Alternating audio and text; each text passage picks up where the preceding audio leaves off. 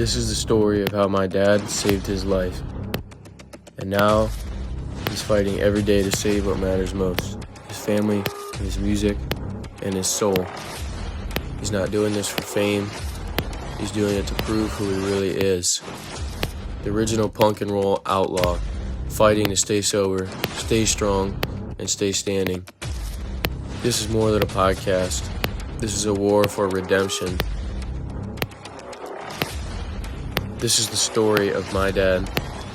Welcome to Louder Than My Demons.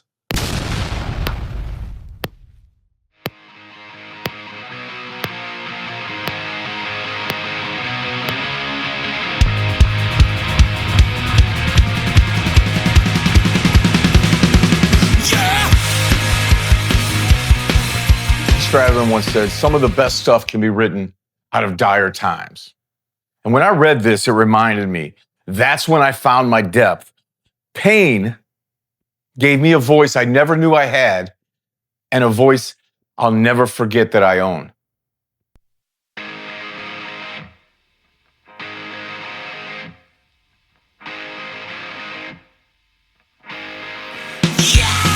Welcome to Louder Than My Demons, episode 5. You know, when everything fell apart for me, I couldn't talk to the people I needed to. My voice didn't matter in the places I felt that it should, and still doesn't. So songwriting became the only way that I could say the things that had to come out of me. Up until then, my songs were about fun, partying, wild nights, outlaw swagger, and of course, booze. But this time, something was different. Suddenly, I was writing with a depth I'd never seen in myself before. Pain, loss, survival, even love. All of these emotions bled onto the page. And so today I'm going to show you that transformation through a special 3-part Beyond the Songs session. I'm going to play a song from When I Was Living the Dream, a song from the depths of rage after everything first happened, and then a song when I realized that I could resurrect myself. And along the way, we're going to talk about the writers who lit the fire for me. Nikki, Sixx, Paul McCartney, Pete Townsend, Izzy Stradlin, and others. All of them storytellers, rebels, and hitmakers. The people who taught me that when words aren't enough, music has to be louder. Because for me, songwriting didn't become just a craft. It's the only language that I had left.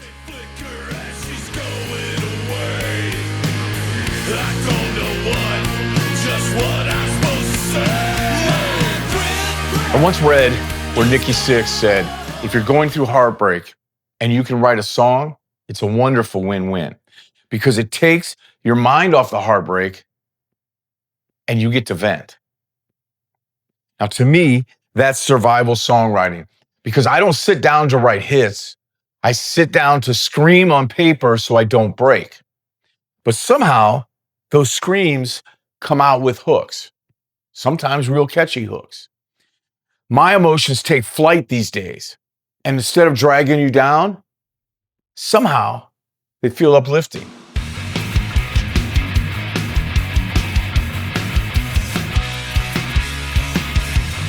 Here we come.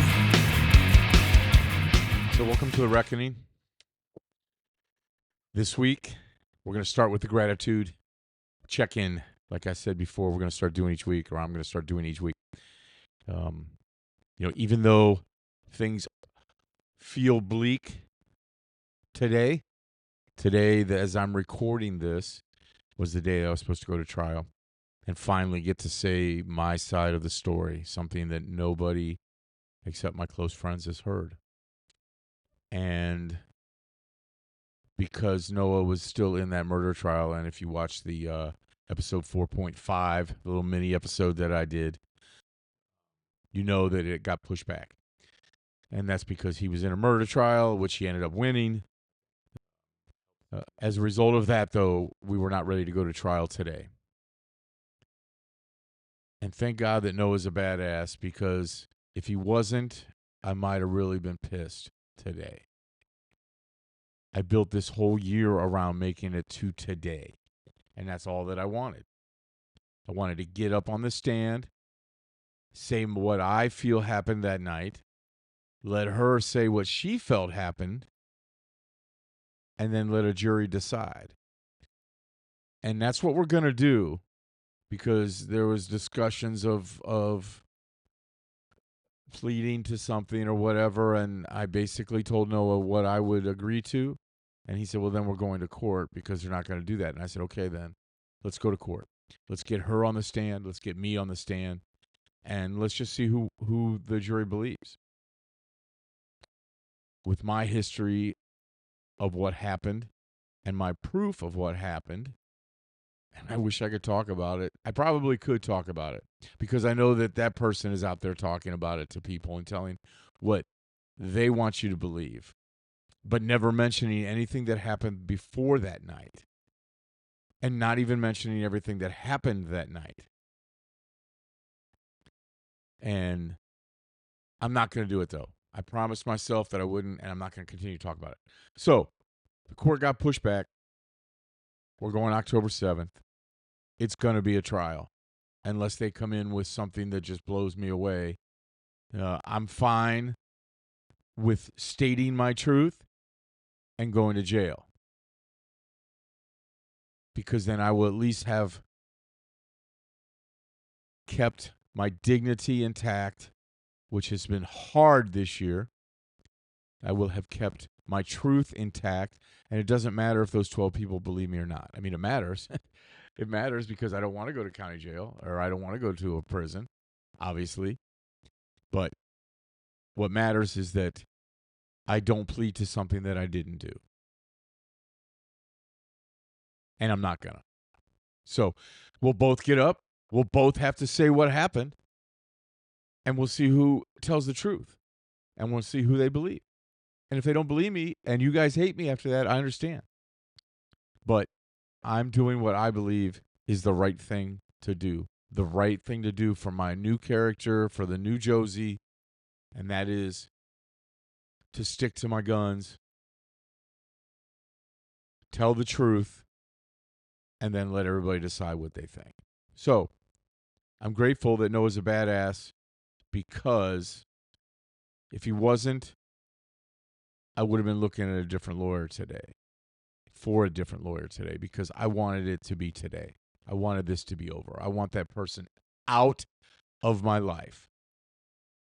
I'm not the same person I was last year, and that's because that person's out of my life. And I'm grateful that that person's out of my life. So that's two things I'm grateful for. I've said it last week also, but I am very grateful for the people in my bands right now.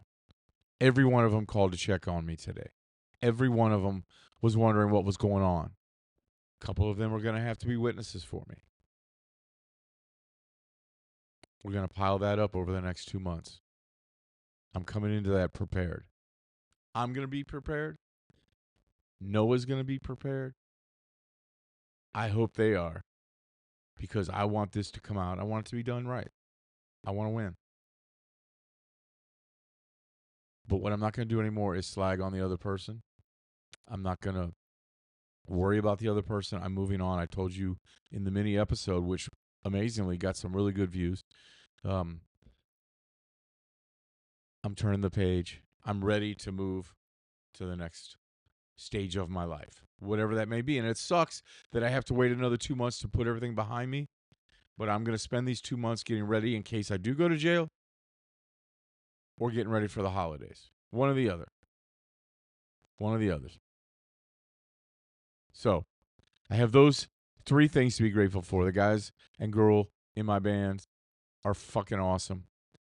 And behind me totally. And totally agree that I need to just go and stand up and do what I feel's right. And that's what I'm going to do. And that's what Noah said. He said, you do what you think's right. He said, I know you didn't do this, so we'll defend you accordingly. But yeah, the limbo is what is heavy and what sucks. And, you know, that's the truth. When I couldn't say what I needed to say in court today, or I couldn't say what mattered the most to me today, I'm probably going to be writing some songs. And I already started my journal again today. I hadn't written it in a while, and I started into my journal again today. So I'm grateful for that. Of course, I'm grateful for my kids and my job. I'm very lucky. I'm getting back onto a roll at my job, and I'm looking forward to the next couple weeks. I've got a lot of stuff going on. It's going to be cool. I'm looking forward to that. And I'm grateful for my mother. She was there today, and we talked all day. And I love my mom, and I miss her. I don't get to see her very often. Over the last 8 months, not being able to talk to people like I want to, as I said in this sermon, not being able to talk to my daughter like I want to, not being able to tell everybody around me the stuff that goes on in my head. I turned to songwriting even more than I've ever done before. And I turned to music even more than I have in the past. I turned to different types of music. I listened to a lot of Black Label Society and Kill Switch Engage, Zakk Wylde's Book of Shadows albums, which are fucking amazing. I've turned to different kind of music, but I always found myself going back to the same people that got me through life up to this point, and hoping that they could help me get through life right now while life really sucks. You know, one of the songs I wrote a while ago, I Am Rock. And when I first wrote I Am Rock, I hated the riff, hated the music. I didn't really write all the music. The guy that was in the band at the time wrote a couple of riffs, and they were cool, but it didn't fit with what I wanted. I felt like the lyrics deserved something super special. I've loved those lyrics since the day that I wrote them. And one day I just decided to do what Nikki Sixx would do. And I sat down and I threw out the music. And I reimagined the melody vocally. And then I took that and then I wrote music around that. I hadn't done that before. If I was stuck in a melody before that song, I was stuck with that melody. But I read a bunch of articles one time about Nikki Sixx and how he wrote stuff. And he would just not be afraid to strip it down to zero and start over and keep the pieces that he liked. But I wrote this song called I Am Rock, and it's about how rock and roll has gotten me through life. And one of the lines in I Am Rock is, I'm the voice you turn to in your darkest hour. And that's what I did this year. But it had to be different music. I couldn't turn to certain kinds of music because it had been tainted by what went on for 3 years. And because it made me miss that person a little bit. And because it made me think of things that maybe I shouldn't be thinking about. So I listened to some different music, and I got into metal again. And so I just started switching around. You know, when I'm boxing, I want to hear Black Label Society and Kill Switch Engage. That's what I want to hear. I want to hear something heavy, something fast, something powerful, gets me pumped up, gets me hitting that bag good. When I'm lifting weights, I don't mind listening to something that's just my 80s rock, or, you know, the stuff we're learning for Glam City, or even a book. I listen to a lot of books and read a lot of books. But I found myself being drawn to certain songwriters. And I realized that was because they were digging into things that I was feeling. They were digging into their own pain, their own survival, their own loss, their own loves, their own happiness. They were digging into that. And I was feeling that and starting to dig into it as well. And as I said in the opening sermon, that, you know, I was in this place that I'd never been before. All my songs had been about partying and chasing girls and drinking. And now I was still writing a few of those, but it was just telling stories from before or off of past experiences. And I didn't have anything that I was happy about this year. So I was writing out of pain, and I was writing out of sorrow, and I was writing out of loss and sadness. I don't think anybody realizes the amount of sadness I have felt this year. And when I say stuff like that, it's not because I feel like I deserve this or did something wrong. I'm sad that I let myself slip up drinking-wise. My drinking caused a lot of problems in my life over the years, and someday I'm going to give you a rundown on some other things that happened in the past. But it made me give up on boundaries, because all I wanted to do was, hey, I don't care. I'm fine. It's cool. Let's just go drink. Let's go have a good time. Yeah, cut out of line. Let's go do that. Let's have a good time. I put up with stuff from somebody that I shouldn't have put up with because I love them so much, and still do. Still do hasn't gone away, but I started turning to these songwriters, and I started realizing that these were the people that had written the story of my life, the soundtrack of my life, right? Songwriting stepped in. Once it stopped becoming just about fun or swagger or telling wild stories, it became survival. Survival's a big word for me this year. My friend Thomas told me today that I got to stop thinking about I'm trying to survive. I got to stop thinking about I'm trying to make it. I got to stop thinking that I'm trying to do anything and just say I'm surviving. I'm making it. I'm okay. And that is something that I promised him I was going to start working on, and that I am. Moving forward from here, I will be saying from now on, I'm surviving. I'm good. I'm good. I'm good. Tonight, I want to take you into the reckoning, and I want to take a look at the writers and the songs that have influenced me, inspired me, and saved me. I want to show how I have taken the pain this year and turned it into music that's louder than my demons. I'm going to start off with probably the two greatest pop songwriters of all time, Lennon and McCartney. Paul's my favorite, but John Lennon was amazing. And the two of them together, you can't beat what they did.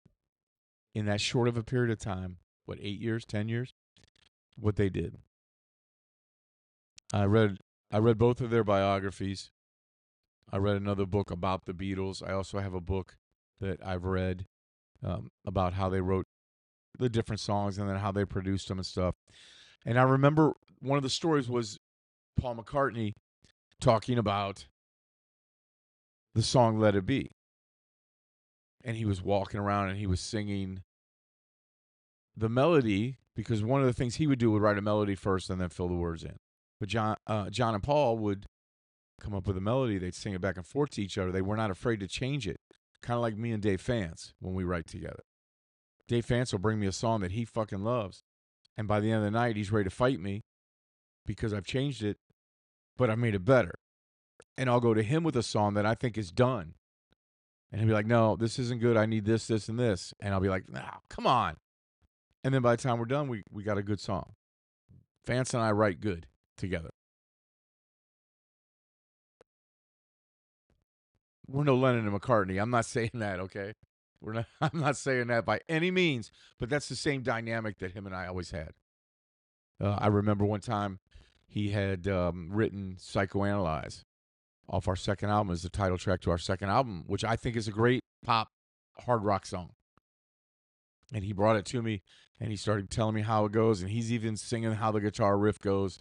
And I'm like, just shut up and let me see the lyrics. And he put the lyrics out there, and I started doing my own version of what I thought it should be. And next thing he knows, he goes, hey, fuck, that's good.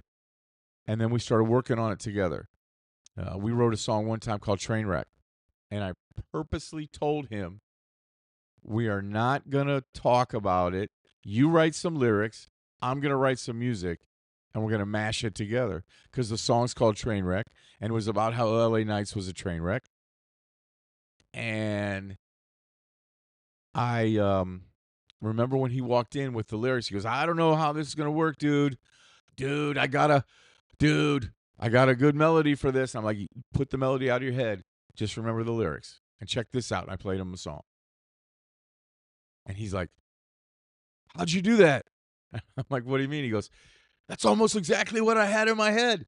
And you never even heard it. And I said, that's kind of cool. And he brought the lyrics out. And I'm like, his melody was what I was hearing in my head. And it's because we'd written so many songs together. But I remember Paul McCartney talking about this in the book and saying that he walked around with the melody for Let It Be in his head for about 6 weeks. And he sang it to every person he came across. Have you ever heard this before? Am I stealing this? I don't want to steal a song, so I want to know for sure that this is something I wrote. And it was because sometimes when you write a song, it sounds so familiar in your head that you think Somebody else had to do that, and I heard it, right? Somebody else came up with that, and then now I'm stealing it. I can't do that. I'll do it, but Paul McCartney can't do it. And I've been in that situation where you hear a song, and it just comes to your head, and you're like, this is what it's supposed to be. Like it's written already the minute you start singing the lyrics or the melody. It happens. Doesn't happen to me all the time, but it happened to Paul McCartney on Let It Be. And finally he realized, okay, it's not there. And then he started investing time in perfecting the melody, perfecting the lyrics, working with John on everything. And then it became one of the greatest songs ever written in the history of the world. It's great. It's great. And then Helter Skelter. You can say what you want about Led Zeppelin starting metal. You can say what you want about Black Sabbath starting metal. Helter Skelter and Revolution started heavy metal. That's all I'm going to say. They didn't just write pop. They lit the fuse on what heavy really is. And if you don't believe me, go back and listen to those two songs. And remember, this is before Zeppelin. It's before Sabbath. And then, of course, the early pop stuff that they wrote, like Can't Buy Me Love. She Loves You, Yeah, Yeah. All those other songs like that. You'll never get them out of your head. If you hear them one time, they're in your head forever. And that's because they sat down, they perfected that melody. Even if it's a simple melody like, yeah, yeah, yeah. It's simple. But if you sing it one time, you're singing it for life. I've tried to do that with The Corruption. I don't really have a songwriting partner in The Corruption. I write the songs and I take them to the band. The band is my songwriting partner. And then the band helps me perfect them.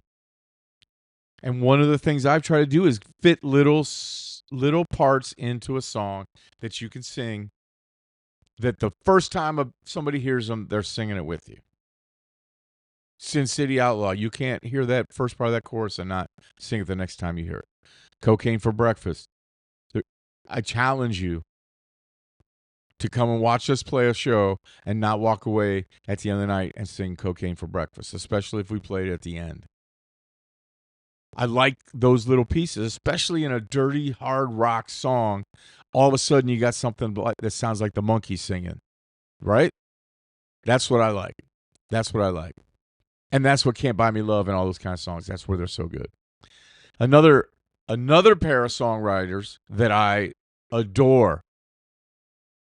Fuck, if I could be in a band besides The Corruption or Glam City or LA Knights, if I could be in a band, my choice. Everybody would say, oh, it's going to be Motley Crue, or it's going to be Dockin' with George Lynch, or Buck Cherry, which Buck Cherry might be one. But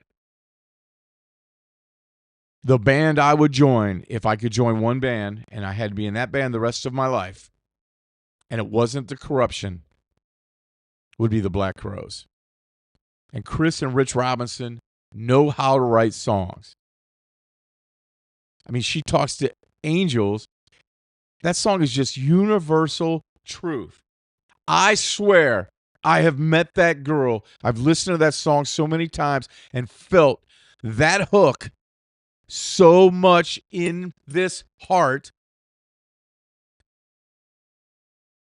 in this soul, that I feel like I met that girl.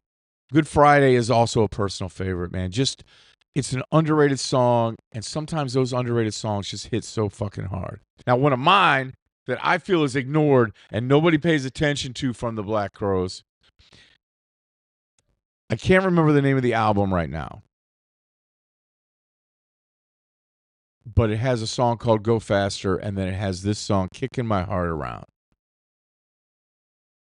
And those two songs are so underrated and so badass. And go check out Kicking My Heart Around.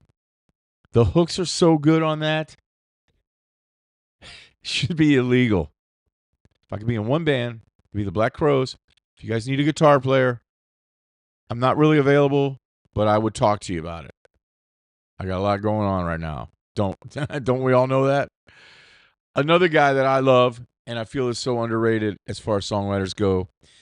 He's one of my favorites, and he's become one of those guys that becomes I don't like to say the word idol, right? I don't like that term. A rock and roll hero, I don't know. Somebody that I look up to. I don't idolize him, but I look up to Izzy fucking Stradlin.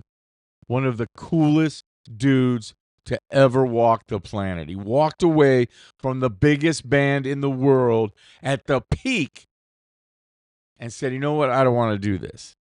Now, I read a story one time, and I looked for it the other day, and I couldn't find it. But back in the day, I used to read every circus magazine, Metal Edge, Guitar Player, Guitar Pro, everything about any rock and roll that I could find. And Izzy said one time that he was having trouble writing songs for the second and third album, the Use Your Illusion albums, because the first album had been written when they were in strife.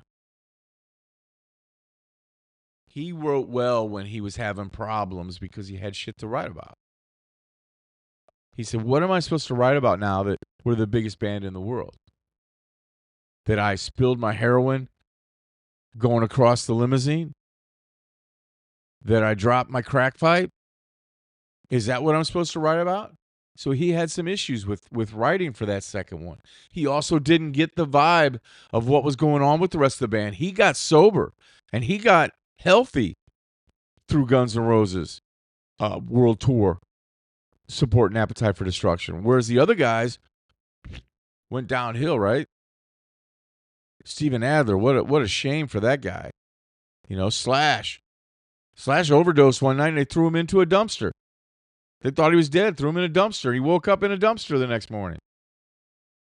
And we know, we've already talked about Duff and his issues with sobriety. And somehow Izzy pulled himself out of that during this and was writing some great songs. He wrote Pretty Tied Up and Double Talk and Jive, man. He created a sitar in the studio out of a whole bunch of stuff that was just laying around so that he could play it on that. It's not even a real sitar. Now, the rumor about that is he was pretty high when he did that, and so he might not have been completely sober at this point. But Izzy somehow could find music in all the madness. And now I did that the last few years, right? I was able to find some good songs and some music, stuff that I'm very proud of. The first two albums were both named EP of the Year different times by different organizations. But those albums rock. And if you haven't checked them out, go to Spotify, go to Apple, go to Amazon Music. Both albums are up there, and I'm proud of them. Kern Murphy's a fucking badass producer, and he killed it for us. And we put everything we had into those albums, and they sound like they could be on Sony, on any of the big record labels, and I'm proud of them. I might not be the greatest singer in the world, but I am proud of the stuff that I did on those albums. Another song that Izzy wrote on the Use Your Illusions that I love is Double Talk and Jive, and he actually sang on that one. And it's got a dark imagery to it. You know, it's basically street poetry with a little bit of blood mixed in. It's a hell of a song. You should go check it out if you haven't checked it out. But my favorite, and I love talking about this song, I have played it at, I think, 98% of every show that the corruption's done. The reason there is a corruption, if you hate the corruption, blame Izzy Stradlin. If you love the corruption, blame Izzy Stradlin. Because I was listening to this song and singing along with it. I'm like, you know what? Izzy's not the greatest singer in the world, but he's got a cool vibe. If I find a cool vibe, I could do the same stuff. So I sat down and I learned how to play a song on guitar. And I started singing it, and I'm like, you know, I can fucking play this, man. And we started doing it. And this song is called Baby Ran. And I love this song.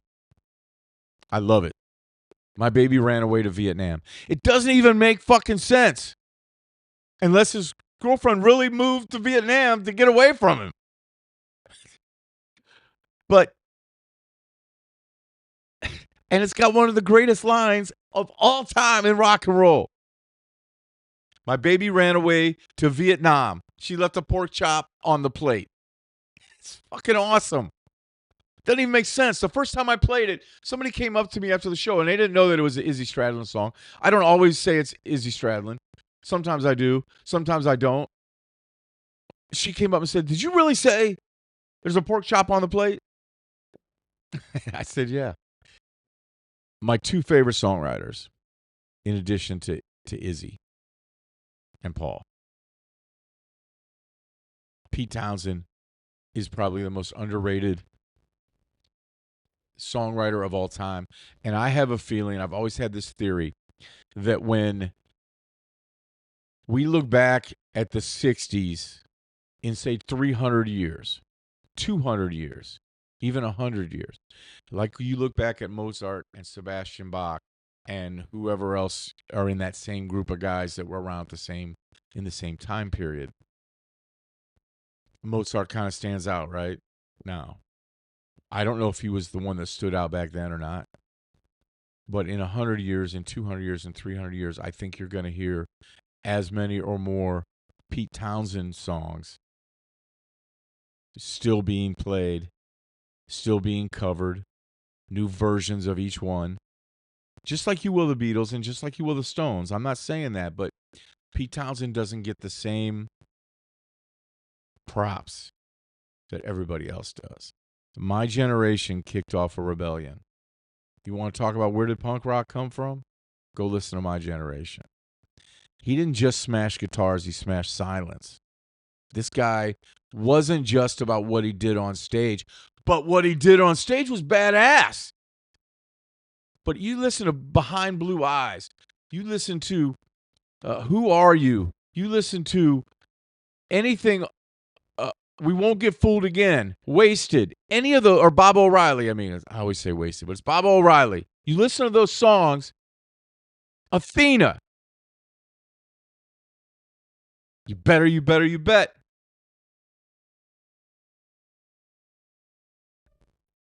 They know what I'm talking about. You better, you bet. It's one of my favorite songs of all time. And Pete Townsend wrote it.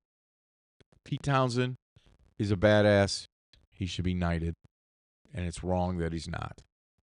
And then, of course, everybody knows, and we're going to talk about him here in a little bit when I do my Tales from the Guitar Lounge. But Nikki motherfucking Sixx. I don't think I have to say a whole lot more than that. If you know me, can you see that? It's upside down, but you know that I love Nikki Sixx. Here, let me do it this way. Nikki Sixx. Dr. Feelgood, he turned sleaze into an anthem. Kickstart My Heart. Shout at the Devil. Merry-Go-Round and Round. Piece of Your Action. On with the Show. Home Sweet Home. Girls, Girls, Girls. Wild Side. The soundtrack of the 80s was Motley Crue. There's no doubt about it. My favorite song by them. And I think as we listen to songs so many times that we gravitate towards songs that aren't the most popular ones, for sure. But this one, we've been using it as the intro for our set this year. Whenever we can, whenever they let us use an intro, we use it. The live album, we used it. I am going to try and get Nikki to let me use it on the live album as the intro. I'll if I got to re-record the whole song and just pay the mechanical rights, then I'm going to do that. But I'd rather use Motley's version of it. So I'm going to try and see if there's a way I can license even a piece of it. But Don't Go Away Mad is such an awesome song. It starts off with acoustic stuff, and it's pretty, and it's nice. And by the end, it's just like, just go away. And the guitar riff at the end, the guitar lick that Mick does at the end of that, it's a perfect song. It really is. And it doesn't get the props that it deserves. We did a song on the first LA Nights album that, in my mind, was my version of that song called Why Do You Do? I even did the crazy guitar lead at the end. And it's just, to me, that's fun. That's fun shit, man. It's fun. And, only Nikki could take something about heartbreak and make it into an anthem, make it a party song. right? I mean, that's what we try and do with Heartache. Heartache is about a girl, and not the last girl, but about a girl that broke my heart one time. And I wrote a cool song about it, and I had it in my head forever, and one day I found the riff. That happens, and I'm going to talk about another song like that tonight on Beyond the Songs, a song that I wrote when I first started dating my last relationship, we'll say. When I first was in that relationship, and I was totally, madly, crazily in love. And I wrote a bunch of lyrics for this song that I never finished because I couldn't find the guitar part. I couldn't find what I wanted. I had an idea for a song, and the lyrics were awesome, but the music never came together. Nikki also has written a bunch of songs since he got sober about sobriety. Life is Beautiful is one. One of my top 10 songs in the world right now is Maybe It's Time by Sixx A.M. And then they did an all-star jam of that recently with some country guys and with the guy from Five Finger Death Punch and a couple other guys like that. I think Corey Taylor was on there. It's pretty cool. Go listen to that. As soon as this is over, if you're struggling with drinking, let me tell you this. If you're struggling with trying to kick a habit, whether it's a girl or a guy or alcohol, whatever it is, listen to that song one time. It's going to change your world. I'm telling you, that's the effect of good songwriting, great songwriting with great emotion involved in the lyrics and in the writing. When you know that somebody has struggled with something like that and they write a song like that, Maybe It's Time, I can't listen to it and not want to cry. I'm just going to tell you. Maybe I'm just I'll watch my mouth. Maybe I'm a wimp, especially this year, but I'm telling you right now, that's a song that will make you consider getting sober right then and there. I have leaned on that song this year. Leaned on it. Another underrated songwriter is Rachel Bolan from Skid Row. And he wrote all the lyrics and all the songs for Skid Row on the first two albums. I don't know if he still does that, everyone, but the first two albums, they were all because of him. He wrote the lyrics for everything. Youth Gone Wild is a true anthem. Is there a bigger anthem for the late 80s than Youth Gone Wild? I don't think so. I'm 59 years old, and I'm still singing Youth Gone Wild and feeling young when I fucking sing it. That song raised every outlaw kid that I know that's a true rock and roller. And, of course, he also was amazing at telling stories. I Remember You and 18 in Life. And not just because they're ballads or more ballady does that make them great storytelling, but the lyrics is what makes them a great story. It's not about partying. 18 in Life is about realizing at that age that you can make a mistake at the age of 18 that's going to cost you the rest of your life. Being able to really look within yourself and see, wow, this could be something that could happen to me. Bon Jovi and Richie Sambora were another pair of guys who wrote for everybody in the late 80s and early 90s. And they wrote Living on a Prayer, which is a true anthem. And they turned Blue Collar Grit into arena rock, arena fire. Dead or Alive is that outlaw myth. It's a classic. Every person knows that song, whether you like Bon Jovi or not. Whether you like that song or not, you know it. And if you don't like it, you don't like it because you've heard it so many times, you're sick of it. Which is another reason Chad Kroeger and Nickelback are probably not on my list, is because people hate them so much because they're so good at writing fucking songs. They know how to write a hook, a riff. They will bring you into their story. You talk about, I didn't even think about them until right now, but you talk about somebody who can make you picture a scene in his mind, Chad Kroeger. And then, of course, Steven Tyler and Joe Perry. For as much as they used to hate each other and go at each other, the two of them worked so well together. Dream On. I mean, that was when they were like their first album. I mean, the fact that that song is still so powerful and so huge. And any discussion about songwriting would be incomplete without Jimmy Page and Robert Plant. Whether they stole, whether they borrowed, whether they took, they created. They might take a blues riff and turn it into something completely different. But the stuff that they did changed rock and roll, changed a generation of musicians. The greatest guitar riff of all time, Whole Lotta Love. If Revolution and Helter Skelter started heavy metal, Whole Lotta Love stamped that motherfucker into the ground. They hated being called heavy metal because they weren't a heavy metal band. They played some heavy metal songs. They played some bluegrass songs. Doesn't make them a bluegrass band. They were a rock band because rock takes everything and brings it together. And those guys, all of those guys, know how to write songs. And those guys influenced me in little pieces each way. Pete Townsend, I take the fact that he knows how to take words that don't make sense written down and turn them in like separately and turn them into a song where you know exactly what he's talking about. Paul McCartney takes that little hook and twists it into your brain until you'll never, ever, ever forget it. Nikki Sixx takes sleazy dirtball antics and makes it into an anthem. Rachel Bolan tells a great story about a kid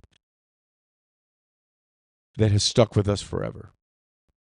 Izzy Stradlin takes a line that seems as odd as My Baby Ran Away to Vietnam and makes it stick in your head. And then he uses that as the entire song. He created this thing where he did a chorus within the verse and then a refrain with no chorus. Songwriting gives you the ability to get the stuff that's in here and in here out and onto paper. I'll end it with this. My favorite line that I say when it comes to songwriting. My favorite thing about writing a song is when I'm done with that song and I'm ready to take it to the band. And I take it to the band and we play it that first time. That song didn't exist yesterday. It didn't exist. And now it does. Now it is a living, breathing entity. Yesterday it didn't. Yesterday it might have been in here. Yesterday it might have been in here. Yesterday it might not even have been thought of. And to me, that's the coolest thing about playing a guitar and having some sort of a vocal ability, whether you hate it or not.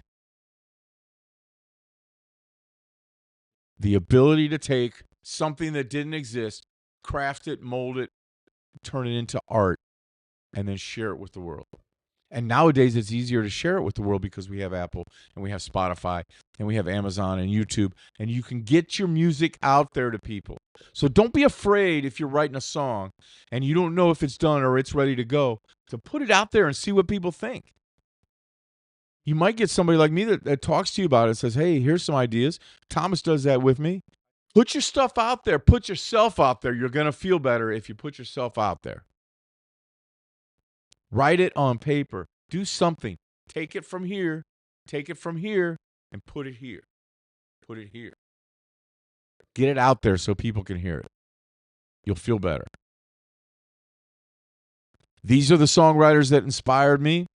Go listen to their music. Check out Pete Townsend. Listen to Baby Ran by Izzy Stradlin. Go listen to 18 in Life again and really listen like it's the first time you listened to it. Listen to Maybe It's Time. If you're watching this show, you probably are thinking about quitting drinking, or you've already quit drinking, or you're thinking about getting off of drugs. If you are, go listen to Maybe It's Time.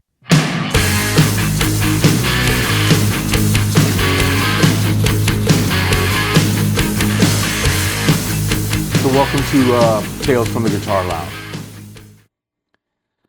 This is where I like to talk about rock and roll, tell stories about some of my biggest influences. Sometimes play a song, whatever.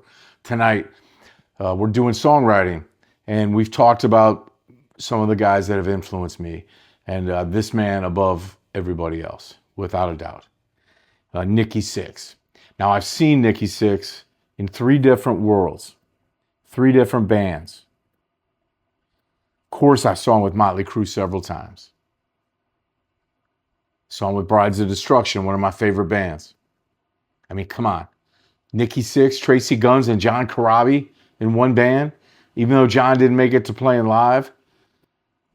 That album, it's a true rock and roll punk extravaganza.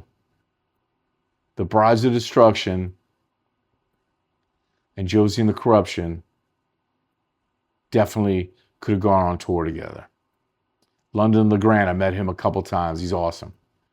Crazy, maniac. I saw him playing with George Lynch one time. Came out in a dress. Had a dress on, high heels, the whole 9 yards. Rocked the stage still. Didn't matter. Now, what Nikki showed me as a performer was to have a presence that has a bigger energy than your demons. And no matter what the stage, no matter what's going on, you bring that big persona, presence, and energy to any stage you play. And then, of course, we talked a little bit about Nikki, the songwriter, or writer in general. I've read all 3 of his books. Heroin Diaries is an amazing book. The First 21 is a great book. And then he also proved that you can turn chaos into anthems with Dr. Feelgood or with Girls, Girls, Girls or with any of those albums. The guy knows how to write. When I think about a song like Girl, Don't Go Away Mad, I'm reminded how he could take heartbreak and turn it into something universal. A hook that everybody could sing. And I love to try and do that. Now, as a survivor and as a builder, Nikki showed me that sober version of yourself can be the most productive version of yourself. He did this by songs and tours and books and charities and radio. I'm doing it by songs, a country album, a live album, the podcasts that I'm working on and that you're watching right now. And when Nikki Sixx released 6 a.m., and they released Life is Beautiful, it wasn't just a song, it was proof that sobriety could be louder than any addiction. And then he doubled down on that with Maybe It's Time. Now, I've also got some cool personal connections with Nikki. I got this tattoo of Nikki Sixx. Nikki has just inspired me in all kinds of different ways. For a while there, I wanted to look like him. I had my hair like his. I acted like him on stage if I could. It still plays a big part in my stage persona. I still move around in ways that I know Nikki does. It's not necessarily on purpose anymore. It's just part of me now. I've done it for so many years. I'll tell you a funny story. I was dating this girl, Natalie. I loved Natalie. She was awesome. She was a maniac, but I loved her. And that's how I met my friend Stacy. They were best friends. And so Stacy and I became friends, and now Stacy and I are best friends. But we went to, it's called the Temple now, or something like Sonic Temple now. And it used to be called something else, I don't remember. But we went down there, it was in Columbus, and it was at a soccer stadium. We went, and Buck Cherry was playing, and Motley was playing. We had a great time. We took my son's stuffed animal, was in the car for some reason, and his name was Rusty Bear. We took Rusty with us, and we walked around that whole day getting pictures with everybody with Rusty. We put Rusty on Tommy Lee's drum set and got a picture of it. We put Rusty on Buck Cherry's drum set, got a picture of it. I remember that day I got to meet Josh Todd backstage, and Josh came up and got introduced to him, and it was pretty cool. And then Josh and then took off, and Stacy and I were standing there, we're waiting for Natalie to come back. She had gone, I don't know, go to the bathroom, whatever. Sometimes Natalie just kind of floated away. And she was gone, and all of a sudden Motley started walking out. And then all of a sudden we saw Nikki walking out of his dressing room. And of course, each one of those guys had their own dressing room. It's Motley fucking Crue, you know? And so Nikki starts walking right at Stacy and I. And we're standing like on the corner. There's like 2 hallways. And we were standing on the corner in the middle of the 2 hallways. And we're like, we're going to meet him. We're going to at least get to say, hey, Nikki. You know, we're at least going to get to say something to Nikki fucking Sixx.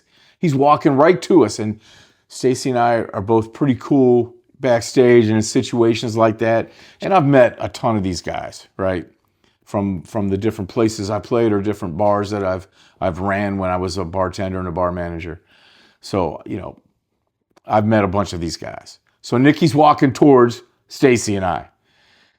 And she grabs my arm and she's like, just be cool. I'm like, fuck, okay, don't worry. I got this. And he keeps coming. And he's about, I don't know, 10 feet away, maybe 15. He's coming right at us. I mean, he's not going to get away from us. Here comes Natalie. If you know Natalie, I don't have to tell the rest of the story, but since you all don't know Natalie, I'll tell the rest of the story. Natalie walks up and goes, oh my God, I was doing this and I was doing this. And we're just like, yeah, shh. Yeah, you know, and all of a sudden she sees Nikki. And she goes, oh my God, it's Nikki Sixx. And they just grabbed him and whisked him away from us as fast as possible. And Stacy and I turned at her and looked at her like, what the fuck? You ruined it. I haven't got to meet him again. I will someday. Someday I'm going to hang out with Nikki. We're going to get a coffee or something because he doesn't drink anymore either. I got one more story that I'll tell. And this is from Stacy. Or with Stacy again. You know, Stacy used to be very good friends with Stevie D from Buckcherry. And one day I went over to see her and we were hanging out and doing something, probably drinking. And she hands me this bracelet. This bracelet's been beat up, but I've saved every one of the little hand-carved skulls that are on it. I've saved every one of them, and it's been through 3 different ropes, chains, whatever I can fit through there. Right now it's on a guitar string. Basically fabbed it together. I wear it when I'm doing something important, and I thought I'd wear it tonight. I think it's pretty cool. So Stevie gave her 2 of these one night, and she gave me one of them. And then she told me the story. Stevie had been hanging out with Nikki Sixx, and Nikki gave them to him, and he gave them to Stacy, and Stacy gave one to me. So at one point, Nikki was wearing this, and I just think it's kind of cool. It's kind of cheesy to maybe fanboy out like that. I don't care. It's fucking Nikki Sixx. So I wear this to remind me nowadays of Nikki's journey and how my journey has become the T.M.U. version of Nikki Sixx, right? But I do take songwriting seriously like he does. It is one of the most important things in my life, like it is for him. Sobriety is one of the most important things in life for me as it is for him. Family is as important to me as it is to him, especially now knowing that I've lost my ex, that I've lost the contact I used to have with my daughter, all that stuff. Nikki has helped me get through this.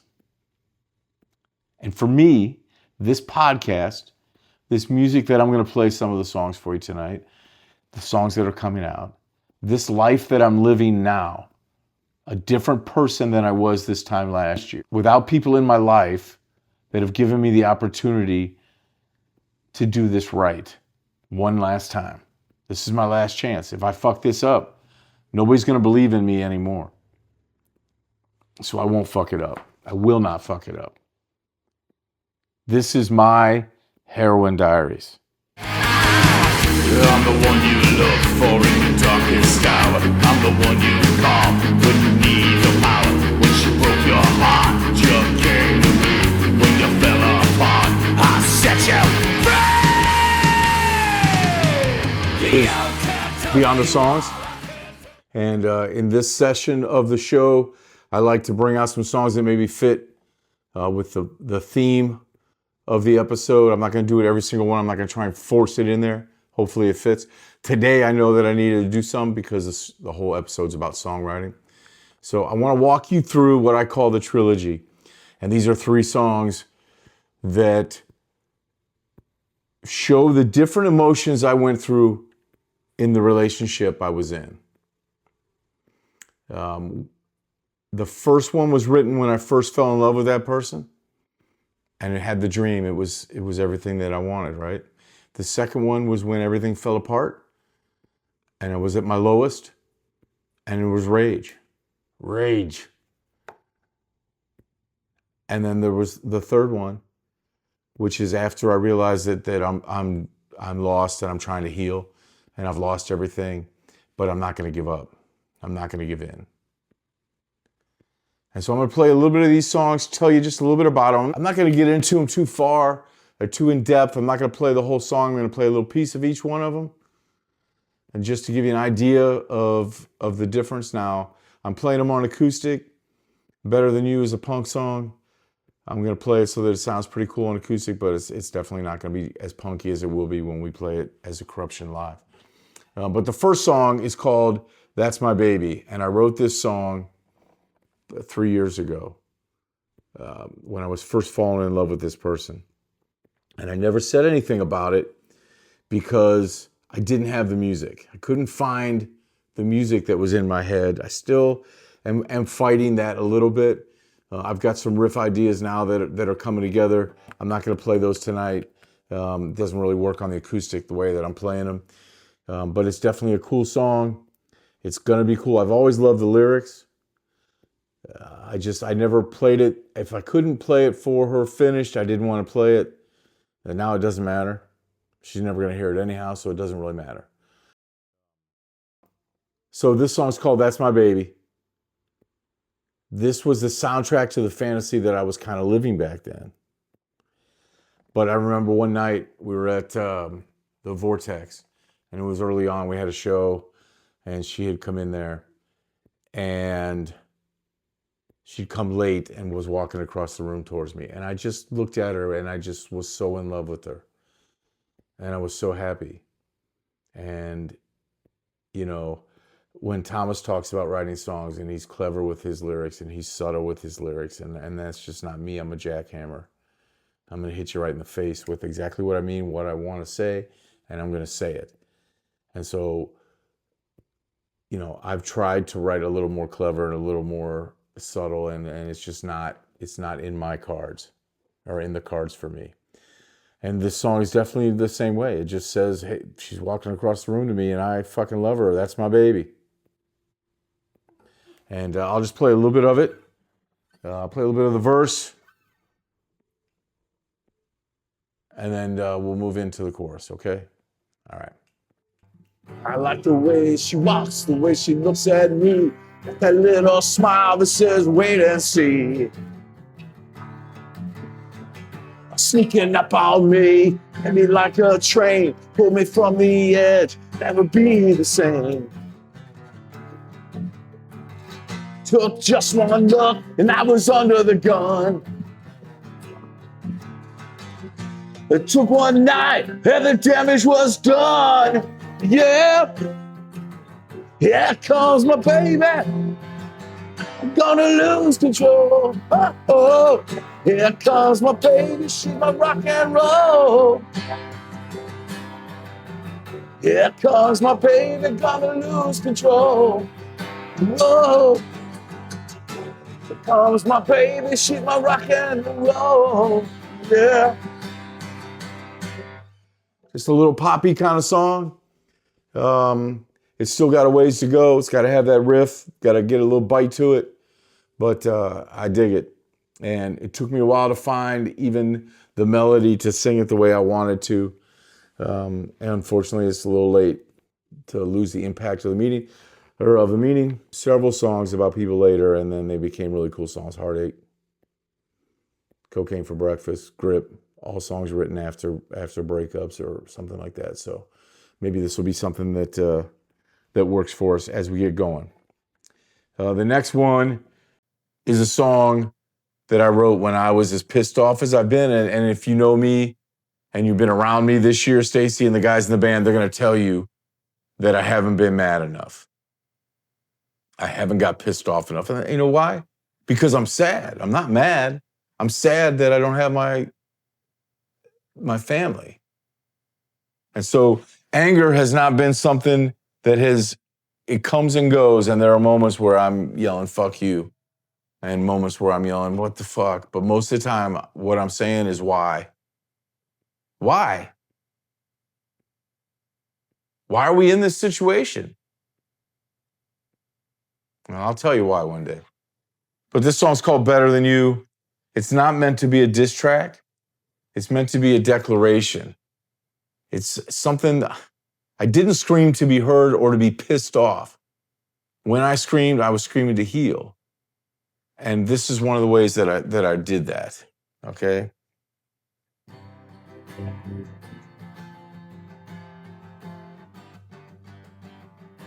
Now this is gonna be punky, it'll be a little more driven with the chords and all that stuff, but I figure I'll do it a little bit more like this on acoustic, okay?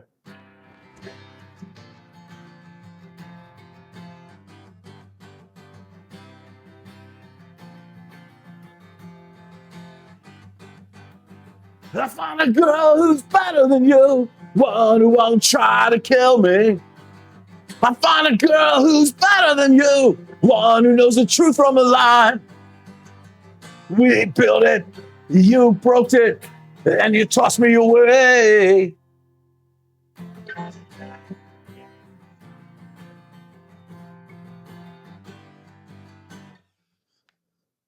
So you can see how that's going to go kind of in a punky way, and there's a lot of anger in the lyrics, especially on this one. There's some anger in the lyrics. I'm not going to explain it because once again, I'm just putting out there what I'm trying to say. I'm not trying to hide it. I'm not subtle. This is a punk song. I'm not subtle. I'm saying what I feel. Do I believe that? Fuck no. But at the moment that I wrote it, I did. And then after I got this anger out, you know, I've been working on this song for a while. And at first it started off a little bit more angry than it is, but now it's more of the resurrection. It's more of hey, this is what I have to accept. This is what I have to deal with. And now let's move on with it. Okay? This song's called Will Not.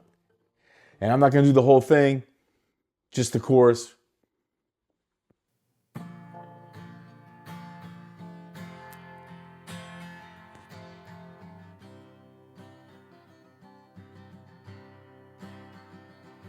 And I will not be broken. I won't give in. I won't give in. And I will not be broken. I'm gonna let you win. I want you in.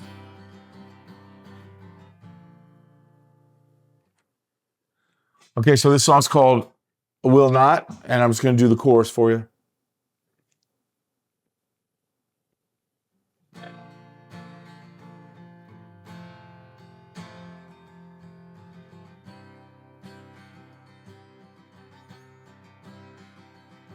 And I will not be broken. I won't give in. I won't give in. And I will not be broken. Won't let you in. I won't give in. You can feel there's still a little bit of anger there. This is a person who's accepted that he lost his life, accepted the pain that's now part of his life, accepted that he has to change his life. But what he won't do is he's not going to quit. He won't quit. So that's the trilogy. That's My Baby Was the Dream. Better Than You had the rage. Claws out, ready to fight. And Will Not is just acceptance and resurrecting yourself. Making sure you bounce back and that you don't give in. Like I said, Thomas tells me all the time, I have to quit saying I'm trying to survive or I'm trying to get by and just say, I'm surviving. I'm getting by. That's 3 songs. Same guitar, same voice. but a different man.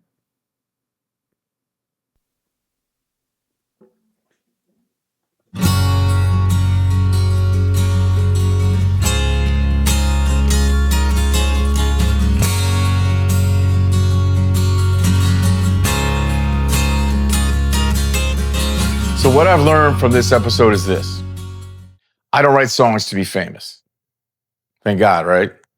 Newsflash. I write them so that I can stay free.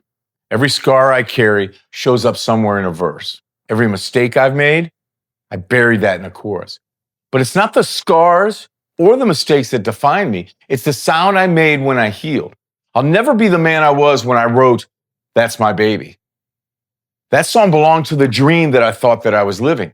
And I'll never scream with that same anger I had when I wrote Better Than You. That was me, claws out, teeth bared, just fighting to breathe. But now, every note I write is proof that I survived. That's what Will Not is. That's what every song I write from here on out is. Songwriting is my reckoning, my confession, my resurrection. My songs aren't meant to be played quietly. They're meant to be louder than my demons. Thanks for watching. See you next week. That's it for this week's episode of Louder Than My Demons. Next week, I'll take you inside Chains in the Mirror, an episode all about trauma bonds and toxic relationships. I'll also be dropping a new mini episode later this week, and watch for the launch of my 30-30-30 series coming soon. If you dug what you heard today, hit subscribe, share with a friend, and keep walking with me. The journey's only going to get louder.